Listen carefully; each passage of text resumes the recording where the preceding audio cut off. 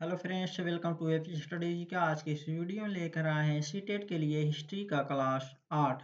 आइए देखते हैं। आज का टॉपिक है शहर, गांव और व्यापार। शहर और गांव आज का टॉपिक है। आइए देखते हैं। लोहार की दुकान पर प्रभाकर प्रभाकर लोहारों को काम करते देख रहा था। एक छोटी सी बेंच पर कुल्हाड़ी और हसिया जैसे कुछ औजार बेचने के लिए रखे थे। दूसरी ओर भट्ठी जल रही थी। औजार बनाने के लिए दो लोग लोहे की एक छड़ को गर्म कर उसे पीट रहे थे। प्रभाकर को ये सब बड़ा मजेदार लग रहा था। लोहे के औजार और खेती। लोहे का प्रयोग आज एक आम बात है। लोहे की चीजें हमारी रोजमर्रा की जिंदगी का हिस्सा बन गई हैं। इस उपमहाद्वीप में लोहे का प्रयोग लगभग 3000 साल पहले शुरू हुआ। महापाषाण कब्रों में लोहे के औजार और हथियार बड़ी संख्या में मिले हैं। इनके बारे में तुम अध्याय 4 में पढ़ चुके हो। करीब 2500 वर्ष पहले लोहे के औजारों के बढ़ते उपयोग का प्रमाण मिलता है। इनमें जंगलों को साफ करने के लिए कुल्हाड़ियाँ और जुताई के लिए हलों के फाल मिले शामिल हैं। अध्याय 5 में तुमने पढ़ा था कि लोहे का फाल के इस्तेमाल से कृषि उत्पादन बढ़ गई। कृषि उत्पादन बढ़ाने के लिए उठाए गए अन्य कदम सिंचाई। नंबर 1, सिंचाई।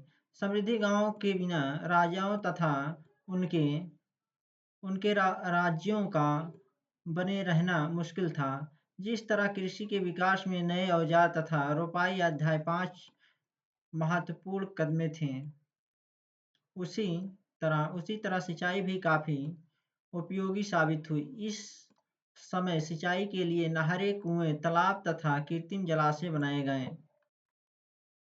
इस चार्ट में तुमने सिंचाई से आए परिवर्तन दिखाए गए हैं। खाली स्थानों से सही वाक्य भरो। लोगों द्वारा परिश्रम किया गया। किसानों को लाभ मिला क्योंकि अब उत्पादन की अनिश्चितता घटी। कर अदा करने के लिए किसानों को उत्पादन बढ़ाना था। राजाओं ने सिंचाई की योजना बनाई और धन खर्चा किया। गांव में कौन रहते हैं? इस उपमहाद्वीप के दक्षिण तथा उत्तरी हिस्सों के अधिकांश गांवों में कम से कम 3 तरह के लोग रहते हैं। तमिल क्षेत्र में बड़े भूमि स्वामियों को बेल्लाल, साधारण हलवाहों को उड़वार और भूमिहीन मजदूर दास, कैशियर और आदिमयी कहलाते हैं। देश के उत्तरी हिस्से में गांव का प्रधान व्यक्ति ग्राम भोजक कहलाता है। अक्सर एक ही परिवार के लोग इस पद पर कई पीढ़ियों तक बने रहते थे, यानी कि यह पद आनुवंशिक था। ग्राम भोजक के पद पर आमतौर पर गांव का सबसे बड़ा भूस्वामी होता था। साधारणतः इनकी जमीन पर इनके दास और मजदूर काम करते थे। इसके अतिरिक्त प्रभावशाली होने के कारण प्राय प्राय राजा भी कर वसूलने का काम इन्हें ही सौंप देते थे। ये न्यायाधीश और कभी-कभी पुलिस का काम भी करते थे। ग्राम भोजकों के अलावा अन्य स्वतंत्र कृषक भी होते थे, जिन्हें गृहपति कहते थे। इनमें से ज्यादातर छोटे किसान ही होते थे। इसके अतिरिक्त कुछ ऐसे स्त्री पुरुष थे जिनके पास अपनी जमीन नहीं होती थी। इनमें से दास क्रमकार आते थे, जिन्हें दूसरों की जमीन पर काम करके अपनी जीविका चलानी पड़ती थी। अधिकांश गांवों में लोहार, कुम्हार, बढ़ई और बुनकर जैसे शिल्पकार भी रहते थे। प्राचीनतम तमिल रचनाएं। तमिल की प्राचीनतम रचनाओं को संगम साहित्य कहते हैं। इनकी रचना करीब 2300 साल पहले की गई। इन्हें संगम इसलिए कहा जाता है क्योंकि मादुरे देखो मादुरे के कवियों के सम्मेलनों में इनका संकलन किया जाता है। गांव में रहने वालों के जिन तमिल नामों का उल्लेख यहाँ किया गया है वे संगम साहित्य में पाए जाते हैं। सिक्के। पुरातत्वविदों को इस युग के हजारों सिक्के मिले हैं। सबसे पुराने आहत सिक्के थे जो करीब 500 साल चले। इसका चित्र नीचे दिया गया है। चांदी या तांबे के सिक्कों पर विभिन्न आकृतियों को आहत कर बनाए जाने के कारण इन्हें आहत सिक्का कहा जाता था। इन्हें आहत सिक्का कहा जाता था। चांदी और तांबे के थे। आगे हैं विनिमय के अन्य साधन। संगम साहित्य की इस छोटी सी कविता को पढ़ो। खेतों के सफेद धान गाड़ियों पर लदे जा रहे हैं। नमक के लिए लंबे लंबे रास्ते, चांदी सी सफेद रेत पर परिवार को सिमेट कहीं पीछे छूट न जाएं। शहरों से नमक के सौदागरों के यूं चले जाने से सिर्फ सन्नाटा रह जाता है। समुद्र के किनारे नमक का बहुत ज्यादा उत्पादन होता है। व्यापारी किस चीज से इसका विनिमय करते हैं, वे किस तरह यात्रा कर रहे हैं। नगर अनेक गतिविधियों के केंद्र। अनेक गतिविधियों के केंद्र। नगर अनेक गतिविधियों का केंद्र। अगला प्रश्न है, आगे है, अक्सर नगर कई कारणों से महत्वपूर्ण हो जाते हैं। उदाहरण के लिए मथुरा। मानचित्र 7 पृष्ठ संख्या 89 को देखो। यह 2500 साल से भी ज्यादा समय से एक महत्वपूर्ण नगर रहा है मथुरा, क्योंकि यह यातायात और व्यापार के दो मुख्य रास्तों पर स्थित था। इनमें से एक रास्ता उत्तर पश्चिम से पूरब की ओर, दूसरी रास्ता दक्षिण की ओर जाने वाला था। शहर के चारों ओर किलेबंदी थी। इसमें अनेक मंदिर थे। आसपास के किसान पशुपालक शहर में रहने वालों के लिए भोजन जुटाते थे। मथुरा बेहतरीन मूर्तियों बनाने का केंद्र था। लगभग 2000 साल पहले मथुरा कृष्णों की दूसरी राजधानी बनी। इसके बारे में तुम आगे पढ़ोगे। मथुरा एक धार्मिक केंद्र भी रहा है। यहाँ बौद्ध विहार और जैन मंदिर यह कृष्ण भक्ति का एक महत्वपूर्ण केंद्र था। मथुरा में प्रस्तर खंडों तथा मूर्तियों पर अनेक अभिलेख मिले हैं। आमतौर पर ये संक्षिप्त अभिलेख हैं जो स्त्रियों तथा पुरुषों द्वारा मठों या मंदिरों को दिए जाने वाले दान का उल्लेख करते हैं। प्रायः शहर के राजा रानी, अधिकारी, व्यापारी तथा शिल्पकार इस प्रकार के दान करते थे। उदाहरण के लिए मथुरा के अभिलेख में सुनारों, लोहारों, बुनकरों, टोकरी बुनने वालों, माला बनाने वालों और इत्र बनाने वालों के उल्लेख मिलते हैं। मथुरा के लोग व्यवसायों की एक सूची बनाओ। ऐसे ऐसे व्यवसाय का नाम बताओ जो हड़प्पा सभ्यता में नहीं था। शिल्प तथा शिल्पकार। लग रहा है शिल्प तथा शिल्पकार। पुरास्थलों से शिल्पों के नमूने मिले हैं। इनमें मिट्टी के बहुत ही पतले और सुंदर बर्तन मिले हैं, जिन्हें उत्तरी काले चमकीले पात्र कहा जाता है, क्योंकि ये ज्यादातर उपमहाद्वीप के उत्तरी भाग में मिले हैं। ध्यान रहे कि अन्य दूसरे शिल्पों के अवशेष नहीं बचे होंगे। जैसे कि विभिन्न ग्रंथों से हमें पता चलता है कि कपड़ों का उत्पादन बहुत महत्वपूर्ण था। उत्तर में वाराणसी और दक्षिण में मदुरै इसके प्रसिद्ध केंद्र थे। यहाँ स्त्री पुरुष दोनों काम करते थे।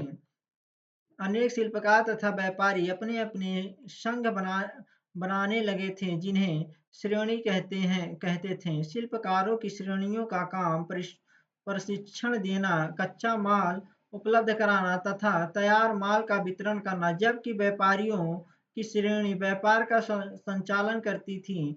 श्रेणियां बैंकों के रूप में काम करती थी, जहां लोग पैसे जमा करते थे। इस धन का निवेश लाभ के लिए किया जाता था। उससे मिले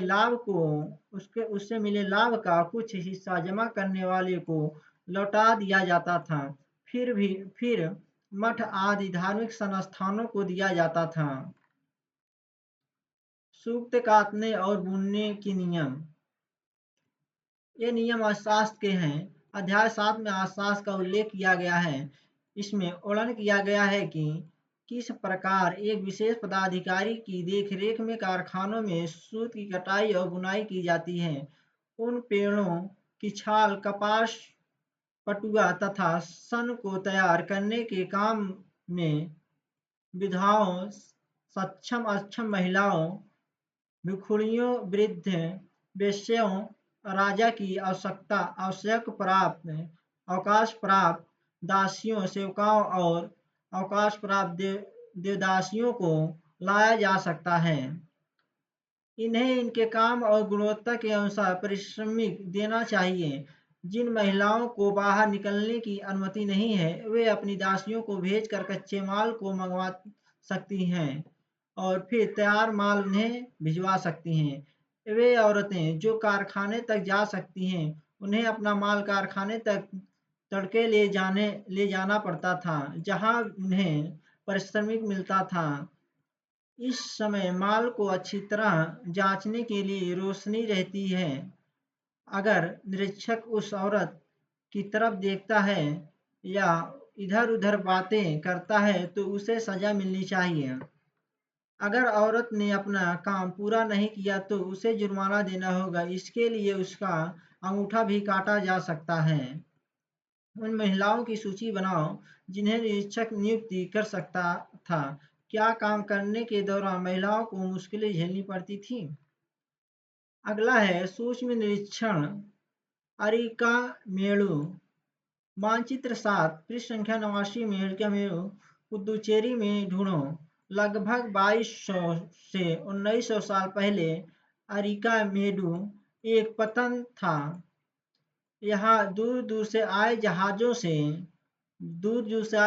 से सामान उतारे जाते थे। यहाँ ईंटों से बना एक ढांचा मिला है जो संभवतः गोदाम रहा हो। यहाँ भूमध्य सागरीय क्षेत्र के एम्फोरा जैसे पात्र मिले हैं। इनमें शराब या तेल जैसे तरल पदार्थ रखे जा सकते थे। इनमें दोनों तरफ से पकड़ने के लिए हत्थे लगे हैं। साथ ही यहाँ एराटाइन जैसे मोहर लगे लाल चमकदार बर्तन भी मिले हैं। इन्हें इटली के एक शहर के नाम पर एराटाइन पात्र के नाम से जाना जाता है। इसे मोहर लगे सांचे पर गीली चिकनी मिट्टी को दबाकर बनाया जाता था। कुछ ऐसे बर्तन भी मिले हैं जिनका डिजाइन तो रोम का था, किंतु वे यहीं बनाए जाते थे। यहाँ रोम लैब शीशे के बर्तन तथा रत्न भी मिले हैं। साथ ही छोटे-छोटे कुंड मिले हैं जो संभवतः कपड़े की रंगाई के पात्र रहे होंगे। यहाँ पर शीशे और अर्ध-बहुमूल पत्थरों से मनके बनाने के पर्याप्त साक्ष्य मिले हैं। रोम के साथ संबंध दर्शाने वाले साक्ष्य की सूची बनाओ। एक यूनानी नाविक द्वारा दिया गया विवरण। बेरी गाजा भारूच का यूनानी नाम की कहानी। बेरी गाजा की संकरी खाड़ी में समुद्र से आने वालों के लिए नाव चला पाना बहुत मुश्किल होता है। राजा के द्वारा नियुक्त कुशल और अनुभवी स्थानीय मछुआरे ही यहाँ जहाज ला सकते हैं। बेरीगाजा में शराब, तांबा, टीन, शीशा, मूंगा, पुखराज, कपड़े, सोने, चांदी के सिक्के आयात होता था। हिमालय की जड़ी बूटियों, हाथी दांत, गोमेद, कर्निलियन, सूती कपड़ा, रेशम तथा इत्र यहाँ से निर्यात किए जाते थे। राजा के लिए व्यापारी विशेष उपहार लाते थे। इनमें चांदी के बर्तन, गायक, किशोर, सुंदर औरतें, अच्छी शराब तथा उत्कृष्ट महीन कपड़े शामिल थे। बेरीगाजा से आयात और निर्यात होने वाली चीजों की सूची बनाओ। 2 ऐसी चीजें बताओ जिनका उपयोग हड़प्पा युग में नहीं होता है। व्यापार और व्यापारी। तुमने उत्तरी काले पॉलिश वाले बर्तनों के बारे में पढ़ा है। ये खूबसूरत बर्तन हैं। खास तौर पर इनकी कटोरियाँ तथा थालियाँ इस उपमहाद्वीप के अनेक पुरास्थलों से मिले हैं। सवाल उठता है कि इन जगहों पर ये बर्तन कैसे पहुँचे होंगे। ऐसा अनुमान लगाया जाता है कि जहाँ ये बर्तन थे वहाँ से व्यापारी इन्हें ले जाकर अलग अलग जगहों पर बेचते थे। दक्षिण भारत सोना, मसाले, खास तौर पर काली मिर्च तथा कीमती पत्थरों के लिए प्रसिद्ध है। काली मिर्च की रोमन साम्राज्य में इतनी मांग थी कि इसे काले सोने के नाम से बुलाते थे।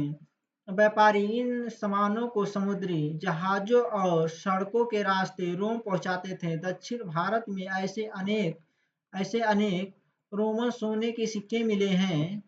इससे यह अंदाजा लगाया जाता है कि उन दिनों रोम के साथ बहुत अच्छा व्यापार चल रहा था। क्या तुम बता सकती हो कि ये सिक्के भारत कैसे आए, क्यों पहुंचे होंगे? व्यापार से जुड़ी एक कविता। व्यापार के प्रमाण हमें संगम कविताओं में भी मिलते हैं। नीचे लिखी गई कविता में पूर्वी समुद्री तट पर स्थित कुहारपत्तन पर लाए जाने वाले माल का वर्णन मिलता है। समुद्री जहाजों पर लाए गए तेज तर्रार घोड़े, गाड़ियों गाड़ियों पर काली मिर्ची की गाठियाँ, हिमालय से मिले रत्न और सोना, दक्षिण की पहाड़ियों से चंदन की लकड़ियाँ, दक्षिण सागर के मोती और पूर्वी सागर के मूंगे, गंगा और कावेरी की फसलें, श्रीलंका से आए खाद्यान्न, म्यांमार के बने मिट्टी के बर्तन और दुर्लभ कीमती आयात। कविता में उल्लिखित चीजों की एक सूची बनाओ। क्या तुम बता सकते हो कि इन चीजों का उपयोग किस लिए किया जाता था? व्यापारियों ने कई समुद्री रास्ते खोज निकाले। इनमें से कुछ समुद्र के किनारे चलते थे, कुछ अरब सागर और बंगाल की खाड़ी पार करते थे। नाविक मानसूनी हवा का फायदा उठाकर अपनी यात्रा जल्दी पूरा कर लेते थे। वे अफ्रीका या अरब के पूर्वी तट से इस उपमहाद्वीप के पश्चिमी तट पर पहुंचना चाहते थे तो दक्षिण पश्चिम मानसून के साथ चलना पसंद करते थे। इन लंबी यात्राओं के लिए मजबूत जहाजों का निर्माण किया जाता था। समुद्री तटों से लगे राज्य। इस उपमहाद्वीप के दक्षिणी भाग में बड़ा तटीय प्रदेश है। इनमें इनमें बहुत से पहाड़, पठार और नदी के मैदान हैं। नदियों के मैदानी इलाकों में कावेरी का मैदान सबसे उपजाऊ है। मैदानी इलाकों तथा तटीय इलाकों के सरदारों और राजाओं के पास धीरे धीरे काफी संपत्ति और शक्ति हो गई। संगम कविताओं में वेंदार की चर्चा मिलती है। यह एक तमिल शब्द है जिसका अर्थ तीन मुखिया है। इसका प्रयोग तीन शासक परिवारों की मुखियाओं के लिए किया जाता है। ये थे चोल चेर पांडे।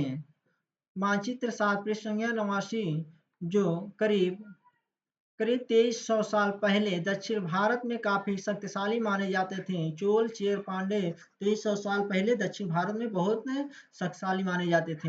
इन तीनों मुखियाओं के अपने दो दो सत्ता केंद्र थे। इनमें से एक तटीय हिस्से और दूसरा अंदरूनी हिस्से में था।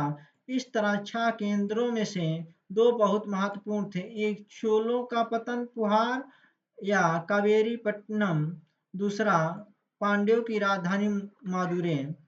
ये मुखिया लोगों से नियमित कर के बजाय उपहारों की मांग करते थे। कभी कभी ये सैनिक अभियानों पर निकल पड़ते थे और आसपास इलाकों से शुल्क वसूल कर लाते थे।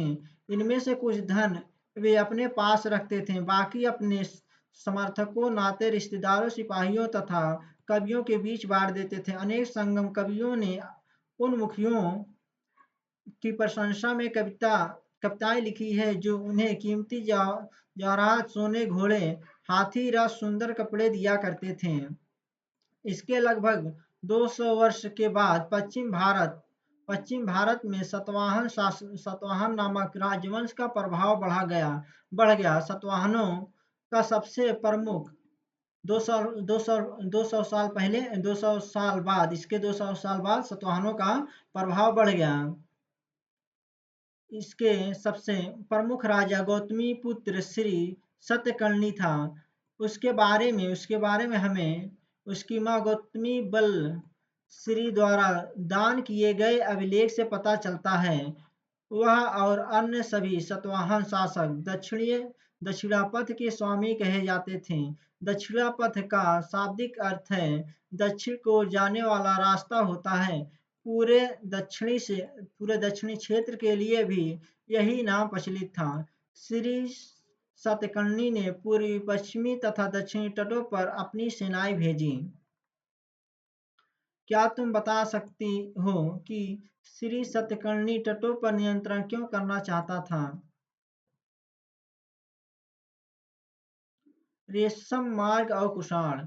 कुछ शासक इसके बड़े बड़े हिस्सों पर अपना नियंत्रण करना चाहते थे, क्योंकि इस रास्ते पर यात्रा कर रहे व्यापारियों से उन्हें कर शुल्क तथा तोहफे के जरिए लाभ मिलता था। इसके बदले में ये शासक इन व्यापारियों को अपने राज्य से गुजरते वक्त लुटेरों के आक्रमण से सुरक्षा देते थे। सिल्क रूट पर नियंत्रण रखने वाले शासकों में सबसे प्रसिद्ध कुषाण थे। करीब 2000 साल पहले मध्य एशिया तथा पश्चिम उत्तर भारत पर इनका शासन था। पेशावर तथा मथुरा इनके दो मुख्य शक्तिशाली केंद्र थे। तक्षशिला भी इनके ही राज्य का हिस्सा था। इनके शासनकाल में ही सिल्क रूट की एक शाखा मध्य एशिया से होकर सिंधु नदी के मुहाने के पतन तक जाती थी। फिर यहाँ से जहाजों द्वारा रेशम पश्चिम की ओर रोम साम्राज्य तक पहुँचाता था। थैंक यू फ्रेंड, वीडियो अच्छी लगी चैनल को सब्सक्राइब और लाइक करें। जय हिंद दोस्तों।